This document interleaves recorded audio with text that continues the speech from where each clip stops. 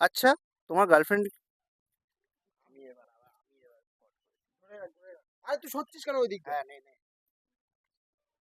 Ready? আচ্ছা, তোমার কি কোনো গার্লফ্রেন্ড ছিল? ছিল, কিন্তু বিয়ে হয়ে গেছে। ও আচ্ছা, তাহলে ও বেইমান ছিল। এতটা মুখের সামনে নিবি, ভাইবের সামনে রাখো। বারবার বলে যাচ্ছিস। নে এতটা। একটু দূরে থাক, কিস করবি মনে হচ্ছে।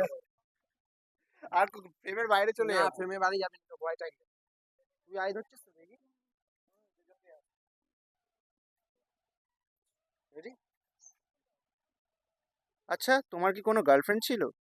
ছিল, কিন্তু বিয়ে হয়ে গেছে। আচ্ছা, তাহলে ও বেইমান ছিল। বেঈমান বলো না ওকে। ও বাপের আমাকে বলতে দে কেন? রেডি?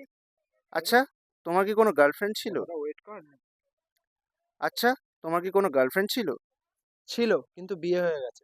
ও আচ্ছা, তাহলে ও বেইমান ছিল। বেঈমান বলো না ওকে। কেন? ও শ্বশুর বাড়ির থেকে যখন বাপের বাড়ি আসতো, তখনই আমায় দিয়ে যেত।